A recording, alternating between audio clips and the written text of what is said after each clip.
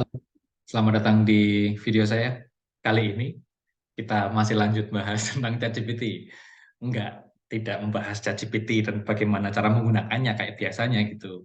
Tetapi kali ini masih nyambung dengan video sebelumnya, berbagi tentang refleksi penggunaan ChatGPT di konteks pendidikan gitu.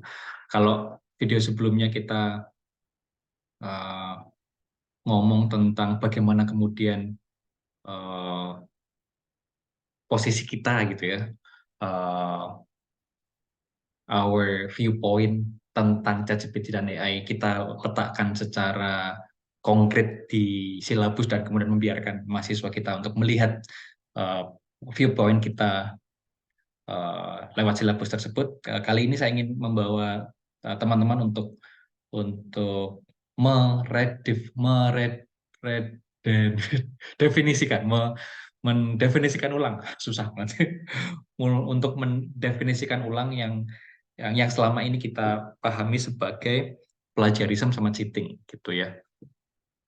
Sekali lagi, saya akan terus mengajak teman-teman guru dan dosen untuk melihat ini sebagai sebuah gerakan bersama, bukan bukan personal good practices gitu yang satu orang, dua orang, tiga orang, tapi sebagai sebuah institusi gitu ya, sebagai sebuah sebuah sekolah, sebuah kampus gitu. Kita punya suara yang bareng-bareng gitu, yang satu suara lah gitu kira-kira untuk melihat ini. Jadi eh, penting untuk jadi isu bersama juga. Saya kira menarik, ini sangat menarik gitu ya, konsep ini sangat menarik karena benar-benar bisa membawa kita pada kesadaran yang berbeda tentang bagaimana kita melihat AI dan konsep plagiarisme dan cheating gitu ya di di di kelas-kelas kita misalkan. Yuk kita mulai. Jadi um, tiga pertanyaan pengantar. Which of these would you consider cheating? Satu. Which of these is relevant to our students' future? Dua, yang ketiga, which of these would you use in your work as an adult? Gitu. Tiga pertanyaan pengantar, tiga pertanyaan yang akan memandu kita untuk melihat melihat gradasi gradasi apa namanya definisi tentang plagiarisme dan cheating ini gitu. Kita lihat gradasinya semakin ke atas dia maka apa namanya kontennya dibuat oleh AI gitu ya. Jadi AI created content atau bot created content, semakin ke bawah itu apa namanya student created content gitu. Jadi paling atas dibikin oleh AI, paling bawah dibikin total oleh siswanya. Jadi kalau kita lihat yang paling atas, maka kita bisa melihat fenomena itu sebagai ini gitu. Student plugged prompt into AI, copied response and submitted to teacher. Jadi copy and paste persis. Kita masukin promptnya, siswa masukin promptnya ke ChatGPT misalkan, copy and paste, kumpulin ke, ke mana ke dosennya atau ke gurunya gitu. Gradasinya di bawahnya AI created a response. Student read, edited, adjusted, and submitted. Mulai kerasa gradasinya, mulai kerasa perbedaannya ya.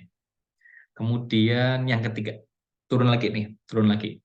Student created multiple AI responses, used the best part, edited, and submitted. Jadi kalau yang atas itu pure effortnya sedikit gitu ya, effortnya mahasiswa sedikit, semakin ke bawah effortnya semakin banyak. Dirasain ya lewat lewat penjelasannya ya. Kemudian yang ke bawah gitu, yang ke bawah lagi nomor 4 itu, student wrote the main ideas, bikin main ideas, AI generated a draft and offered feedback to improve. Menarik toh. Yang kelima yang bawah, ya sebelum yang totally student created gitu ya.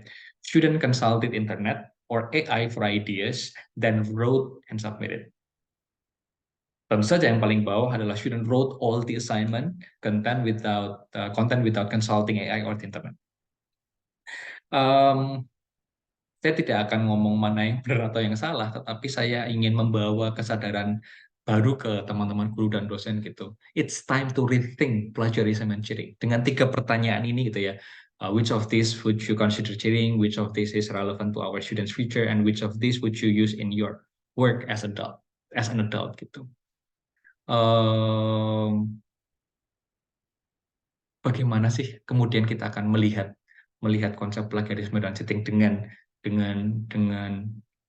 gradasi gitu ya, gradasi effort siswa gitu, yang dari totally bot created content sampai yang totally student created content ini gitu.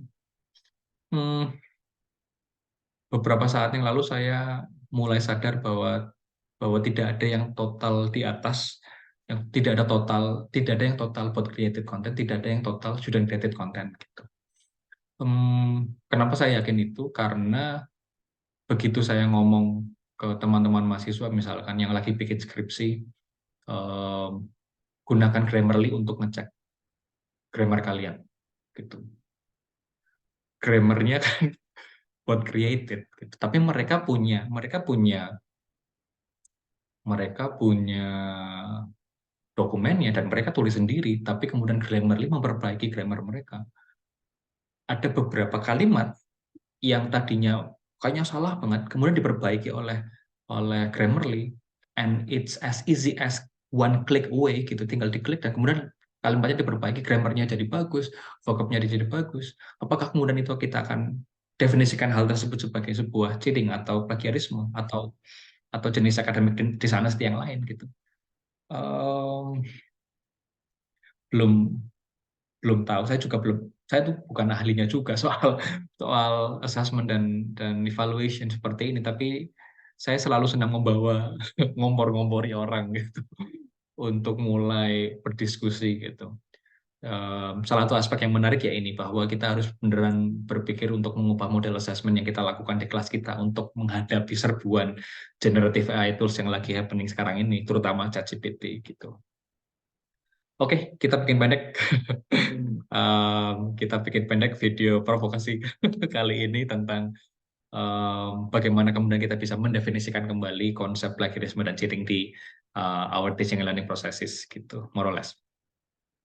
Sampai jumpa di video berikutnya, and thanks for watching. Bye.